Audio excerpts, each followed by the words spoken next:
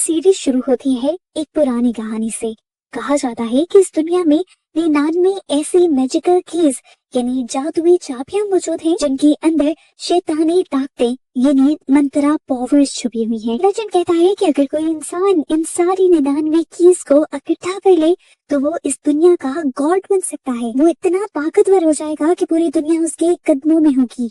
लेकिन इन चाबियों का पाना आसान नहीं है। हर चाबी के पास अपनी एक अलग पावर है और इन्हें हासिल करने का सिर्फ एक ही तरीका है, दूसरे की होल्डर से लड़ना, यानी उस इंसान से लड़ना जिसके पास वो जादुई चाबी है। पर ये लड़ाई हाथ पैर से नहीं होती, ये होती है दिमाग से। जब दो की होल्डर्स आमने सामने आते हैं तो ये एक गेम डिक्लेयर होती है।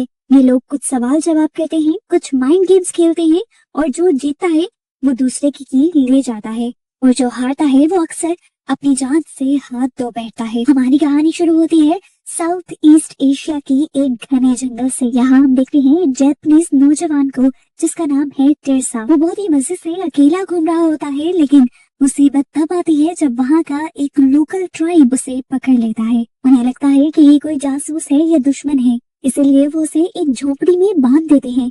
इंसान आकर उससे पूछता है कि तुम कौन हो और यहाँ क्या करने आए हो, पर टिर्सा चुप रहता है। उसके पासपोर्ट से उन्हें इसका नाम पता चलता है। इस टाइम हमें पता चलता है कि इस गांव का माहौल बहुत ही ज्यादा खराब है। गांव में पानी की इतनी कमी है कि कई दिनों से किसी ने पानी नहीं पिया। यहाँ की सारी नदियाँ तालाब सूख चुके हैं और लोग मर रहे हैं। इसलिए गाँव वालों की बातें सुनते हुए टिर्सा नोटिस करता है कि उसके गले में लटकी हुई पुरानी चाबी अचानक से हिलने लगती है। वो चाबी साउथ डायरेक्शन की तरफ इशारा कर रही थी।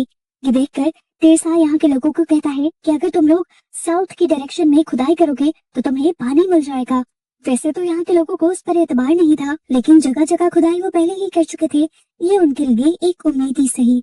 वो जब उसकी बताई हुई जगह पर खुदाई करते हैं तो एक मिरेकल, एक चमत्कार हो जाता है। वहाँ से साफ पानी निकलना शुरू हो जाता है और ये देखकर पूरा गांव जश्न मनाने लग जाता है। लीडर की आंखों में आंसू आ जाते हैं और वो टिर्सा से माफी मांगता है और कहता है कि हमने तुम्हें गलत समझा, तुमने हमारी जान बचाई है, मांगो क्या मांगते हो। टिर्सा उन्हें बताता है कि मैं एक एंशिएंट की तलाश में हूँ, एक पुरानी चाबी की तलाश में हूँ। गाँव वालों के पास एक बहुत ही पुरानी और कीमती चाबी थी। गाँव में आने वाली किसी मुश्किल के वक्त उसे बेचने के लिए रखा गया था, पर अब क्योंकि गांव की सबसे बड़ी मुश्किल टिर्सा ने ही ठीक की थी तो ये लोग उसे चाबी देने के लिए मान जाते हैं। टिर्सा वो चाबी उन्हें ही वापस कर देता है और कहता है ये वो चाबी नहीं है जिसे मैं ढूंढ रहा हूँ। इससे हमें पता चलता है कि टिर्सा किसी खास मकसद से निकला है। टिर्सा वहाँ से निकलता है और हमें उसका फ्लैशबैक दिखाया जाता है। इस टाइम वो अपने डैड को याद कर रहा था। उसके डैड ने उसे वो चाबी देते हुए बताया था कि बेटा ये शैतान की चाबी है, अगर ये किसी के पास हो तो उसकी किस्मत बदल जाती है। उस वक्त जो चाबी टिर्सा के पास थी वो पहले टिर्सा के डैड की हुआ करती थी, लेकिन एक दिन उसी चाबी को पाने के लिए एक अजीब से आदमी ने टिर्सा के डैड का कत्ल कर दिया। उस टाइम वो चाबी टिर्सा के पास थी, इसीलिए वो बच गई और अब टिर्सा उस जैसी बाकी 99 चाबियों को ढूंढ रहा है। टिर्सा जापान वापस आता है। न्यूज पे खबर आती है कि बड़े बड़े बिजनेसमैन अचानक से मर रहे हैं और मरने से पहले अपनी सारी दौलत मोल्को नाम के एक लड़के के नाम कर रहे हैं। टिर्सा उन पिक्चर्स में एक आदमी को देखता है। ये वही आदमी था जिसने उसके डैड का मर्डर किया था। उसका नाम हमें निक पता चलता है। नेक्स्ट सीन में हम देखते हैं मोल्को को, उसके जिस्म, उसके एक एक्शन से लालच टपक रही थी। वो इस टाइम एक अमीर आदमी होंडा के सामने बैठा हुआ था। इस टाइम हम देखते हैं कि मोल्को के पास एक मैजिकल की है। उसकी की ताकत से वो होंडा को गेम में हरा लेता है और उसकी सारी दौलत ले लेता है और होंडा वही अपनी जान दे देता है और मरते वक्त वो आखिरी मर्तबा चिल्लाता है डेमन की। ये सब देखकर टिर्सा समझ जाता है कि मोल्को के पास वो चाबी है। टिर्सा अपने डैड के पुराने दोस्त अंकल रायन से मिलता है। अब रायन बताता है कि मोल्को ने बहुत कम वक्त में बहुत ज्यादा पैसा कमा लिया है। अपना मकसद पूरा करने के लिए टिर्सा मोल्को को ढूंढने के लिए निकल जाता है और इसी सब में वो अपनी पुरानी दोस्त निशा और उसके जीनियस दोस्त माइकल से भी मिलता है। माइकल एक सॉफ्टवेयर इंजीनियर है जो एक एआई ऐप मोची बना रहा है, लेकिन अभी उसे कोई इन्वेस्टर नहीं मिल रहा। टिर्सा फिलहाल एक चॉकलेट फैक्ट्री में काम कर रहा है ताकि वो चुपचाप अपनी इन्वेस्टिगेशन कर सके। पर एक दिन टिर्सा से पहले ही मोल्को अपने गुंडों के साथ टिर्सा के घर पहुंच जाता है, क्योंकि वो जान गया था कि टिर्सा के पास तीसरी चाबी है और उससे पहले ऐसी ही 2 शैतानी चाबियां वो हासिल कर आ चुका था। यहाँ मोर्को उसे चैलेंज करता है एक्मा गेम। जैसे ही गेम शुरू होती है, एक बड़ा सा डीमन मॉन्स्टर वहां आ जाता है। डीमन कहता है इस कमरे से कोई बाहर नहीं जा सकता जब तक गेम खत्म ना हो। गेम का नाम है ट्रू और फॉल्स। मोर्को यहाँ अपनी चाबियों की सुपर पावर दिखाता है और कहता है कि मैंने अपने सुपर पावर्स के जरिए इस कमरे को फ्रीज कर दिया है। हम देखते हैं कि सच में इस कमरे में बर्फ जमने लग जाती है। टेरसा के लिए गेम और भी ज्यादा मुश्किल हो जाती है। एक तो उसे हर सवाल का सही जवाब देना था और अब उसने वो जवाब कम वक्त में भी देने थे, नहीं तो यहाँ पर ठंड से उसकी जान चली जाती। टेरसा एक कॉइन कप के नीचे छुपा लेता है और मोर्को से सवाल करता है कि क्या कॉइन इस कप के नीचे है या नहीं। हालांकि मोर्को ने देखा था कि खुद टेरसा ने वो कॉइन कप के नीचे से हटा लिया था, पर उसे जल्दी नहीं थी जवाब देने की। उसने सोचा कि जरूर इस कप के नीचे दराज है, उस दराज में कोई सिक्का हो सकता है या फिर टेबल के नीचे चिपका हो सकता है या जमीन पर गिरा हो सकता है। टेरसा उसे चीट करना चाह रहा है। यही समझते हुए वो जवाब देता है कि हाँ, इस कप के नीचे एक सिक्का है, पर वहाँ कोई सिक्का नहीं था और इस तरह टेरसा को एक पॉइंट मिल जाता है। अगला सवाल मोर्को पूछता है कि क्या इस जगह के 1 किलोमीटर के रीजन में कोई 4 बड़ी दुकानें हैं। टेरसा ध्यान लगाता है और अपने दिमाग में दिखता है कि 4 तो नहीं, यहाँ पर 7 दुकानें हैं। वो कहता है हाँ, यहाँ पर दुकानें हैं, लेकिन मॉन्स्टर उसके जवाब को गलत मान देता है और टेरसा बहुत ही ज्यादा कंफ्यूज हो जाता है। अगली बारी टेरसा की थी। टेरसा मोर्को से सवाल करता है कि क्या इस जगह के नीचे कोई बॉम्ब है।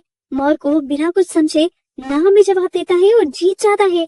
ये कैसे हो सकता था? टेरसा को बहुत अच्छे से याद था कि इस घर के नीचे कुछ बॉम्ब थे जंगों के टाइम के, और यहाँ पर टेरसा को एहसास हुआ कि मोर्को की पावर असल में फ्रीजिंग नहीं है, उसकी पावर कुछ और ही है। वो अपनी पावर के जरिए इस कमरे को टेलीपोर्ट करके किसी दूसरी जगह ले आए हैं। हो सकता है कि ये जगह हिमालय के पहाड़ हो जहाँ पर ठंड इतनी ज्यादा है। अब इसी चीज को नोटिस में रखते हुए टेरसा आखिरी जवाब बहुत सोच समझ कर देता है और आखिरी दोनों सवालों की सही जवाब देकर वो जीत जाता है। और अब शर्त के मुताबिक मोर्को को टेरसा को बताना था कि उसका डैड का कातिल आखिर कहाँ मिलेगा।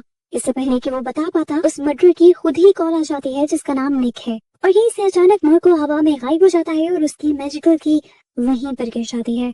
टेरसा समझ जाता है कि ये खेल बहुत ही ज्यादा कॉम्प्लिकेटेड है। इसे ढूंढते हुए एक फेमस अंडरग्राउंड फाइटर आता है जिसका नाम मार्क है और वो खुद को थॉमस बुलाता है।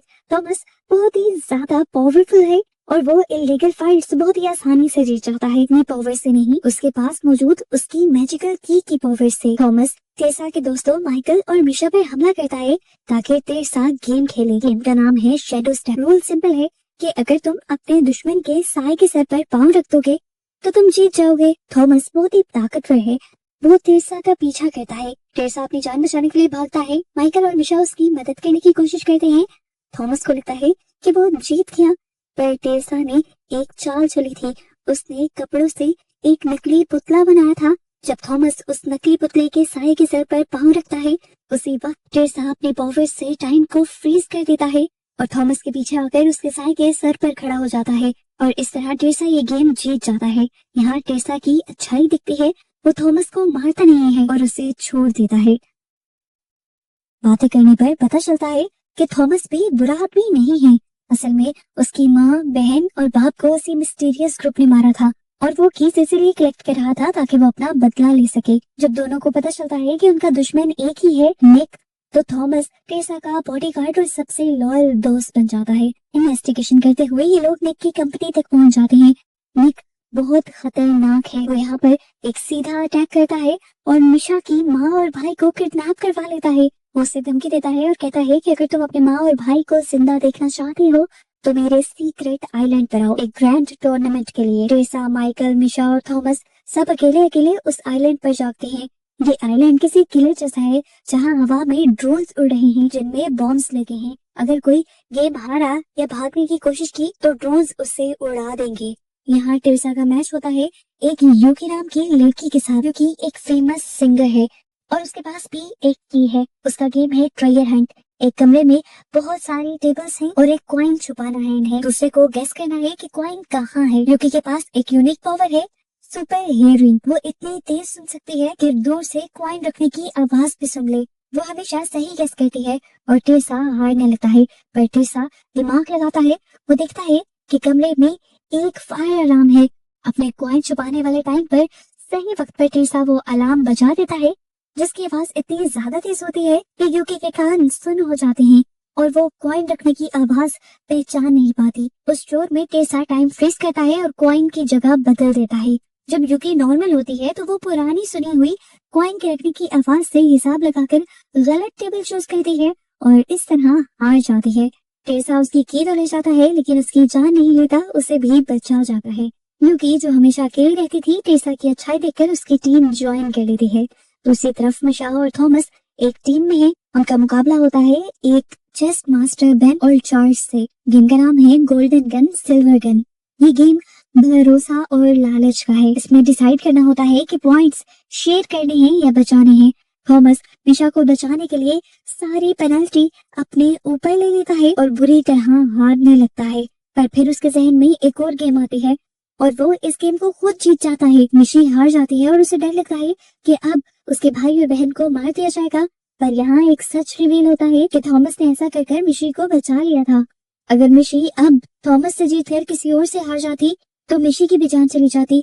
थॉमस ने खुद को जिताकर उसकी जान बख्श दी और इसी सारी गेम के दौरान टेसा दूसरी तरफ अपने साथी यूकी के साथ एक बम लगे सेफ कंप्यूटर पर जाकर उस कंप्यूटर को हैक कर लेता है, वहां के बम डिस्पोज करता है और इसी हैकिंग के जरिए वो पता भी चला लेता है कि असल में निक ने मिशी के भाई और माँ को कहाँ रखा हुआ है और फिर अपने डैड के फ्रेंड के जरिए वहां से उनकी जान भी बचा लेता है और इस तरह मिशी की पूरी फैमिली बच जाती है। यहाँ दूसरी गेम शुरू हो जाती है जिसका नाम है क्ले मॉडलिंग। इन्हें यहाँ पर मिट्टी से एक मूर्ति बनानी है। दूसरे इंसान को उस मूर्ति में कुछ चेंज करना है और तीसरे इंसान को जाकर गेस करना है कि मूर्ति में क्या चेंज हुआ है। यहाँ पर थॉमस बहुत ही चालाकी वाली मूव खेलता है। बेन को हराने के लिए वो बेन की कमजोरी जान गया था कि उसे अपनी फैमिली से, उसकी वाइफ से और बेटे से बहुत ही ज्यादा प्यार है। इसीलिए वो बेन की वाइफ और उसके बच्चे के ही पुतले बनाकर यहाँ पर रख देता है। फिर लगा था कि बेन इनको देखकर इमोशनल हो जाएगा और हार जाएगा, लेकिन बेन इमोशनलेस था। वो अपनी फैमिली के वियंस को भी इग्नोर कर देता है और गेम पर फोकस करता है और इस तरह बेन जीत जाता है। थॉमस अपनी सारी कीज हार जाता है और ये उसके लिए एक बहुत बड़ा झटका था। सबको अब बुरा लग रहा था, लेकिन यहाँ पर बेन ने बताया कि मैं बुरा नहीं हूँ, ऐसा करना मेरी मजबूरी थी। असल में निक ने मेरी भी फैमिली को कैद किया हुआ है। और ऐसे ही सब आपस में बात करते हुए ये अंदाजा लगा पाते हैं कि अगर सब ये गेम्स खेलते रहे तो वो निक से कभी नहीं जीतेंगे। निक बल्कि जानबूझकर इनकी पावर्स का गलत इस्तेमाल कर रहा है और इनको गेम्स के ध्यान में लगा रहा है ताकि वो अपने असल मसलों को और निक से उनकी दुश्मनी को भूल जाए। इसीलिए टेसा यहाँ से भागने का और निक से जीतने का कोई और प्लान बनाता है और कुछ सोचते हुए आइलैंड के टॉवर की तरफ जाता है। वहां पर बॉम्ब्स लगे होते हैं। टेसा अपनी हैकिंग स्किल्स का यूज करते हुए टॉवर को हैक कर लेता है और सारे ड्रोन्स के बॉम्ब्स डीएक्टिवेट कर देता है। जिसके बाद टेसा सीधा निक के हेडक्वार्टर में घुसता है। वहाँ एक बहुत बड़ा ट्विस्ट आता है। निक स्माइल करता है और कहता है, मैं बॉस नहीं हूँ, मैं तो बस एक नौकर हूँ। और यहाँ पर निक साइड पर होता है और अंधेरे में से एक आदमी बाहर आता है जिसे द गाइड कहा जाता है। ये आदमी कोई और नहीं बल्कि सिया साई है, टेसा के अपने डैड, जिस डैड के लिए टेसा ने इतने साल आंसू बहाए थे, इतनी मुश्किलें सही थी। टेसा उन्हें देखकर हैरान था, वो जिंदा थे।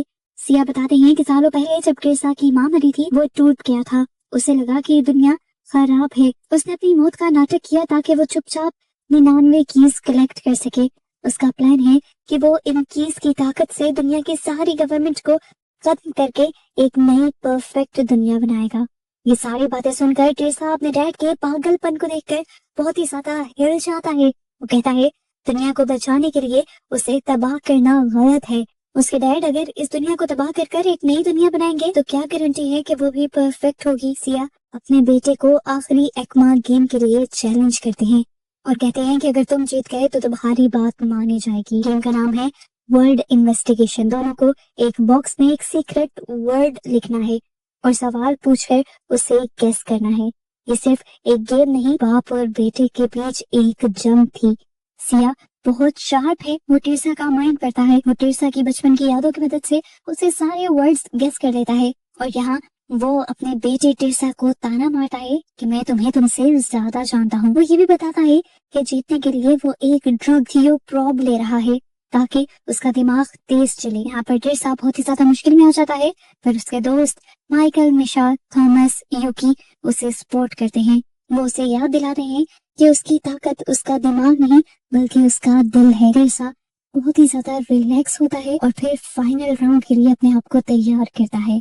फाइनल राउंड में टेसा गेस करता है कि आखिर उसके डैड ने लिखा क्या होगा।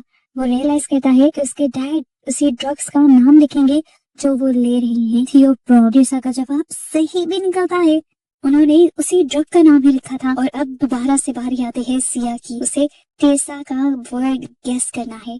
सिया सोचता है कि टेसा इमोशनल है, उसने अपनी दादी का नाम लिखा होगा, पर यहाँ टेसा ने नाम सर हिलाया। उसने यहाँ पर जो वर्ड लिखा था वो था चोकोमैक। सिया हैरान हो जाता है, फिर उसे याद आता है कि चोकोमैक उस चॉकलेट का नाम था जो टेसा की माँ घर पर बनाया करती थी और टेसा को बहुत ज्यादा पसंद थी। हालांकि वो परफेक्ट नहीं थी, सस्ती थी, पर उसमें माँ का प्यार था। ये वर्ड उन सारी खुशियों का सिंबल था जो सिया पावर्स के पीछे भागते हुए भूल गया था। सिया को एहसास होता है कि वो गलत था, वो हार मान लेता है खुद ही से, और ऐसे टेसा अब सारी 50 कीज का मालिक बन जाता है और डीमन को ऑर्डर देता है कि वो इस दुनिया में होने वाले सारे हमले को रोक दे। इस तरह उसकी इस कोशिश से दुनिया बच जाती है, लेकिन निक जो ये सब देख रहा था पागल हो जाता है।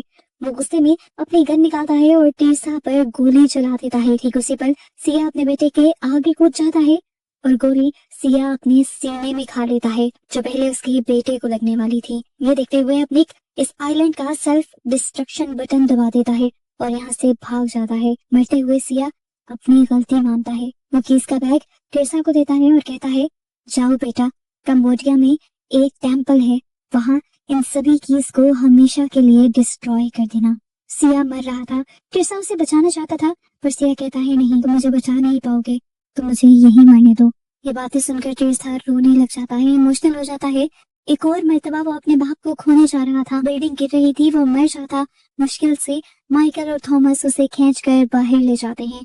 वो बोट में बैठकर भागते हैं और पीछे वो हेडक्वार्टर धमाके के साथ तबाह हो जाता है। कहानी खत्म होती है कंबोडिया के जंगल में। टेसा अकेला नहीं है, थॉमस और उसके दोस्त इस टाइम उसके साथ हैं। इस टाइम उनके पास 50 कीज हैं और वो जानते हैं कि सफर अभी खत्म नहीं हुआ। ये 50 कीज डिस्ट्रॉय करने के बाद इन्हें बाकी भी कीज ढूंढनी होंगी और उन सबको भी डिस्ट्रॉय करना होगा। टेसा आसमान की तरफ देखता है, अपने मॉम डैड को याद करता है और यहाँ अपने दोस्तों के साथ एक नई लाइफ और एक नए मिशन के लिए निकल जाता है। और ऐसे ही ये सब दिखाते हुए मूवी यहाँ खत्म हो जाती है।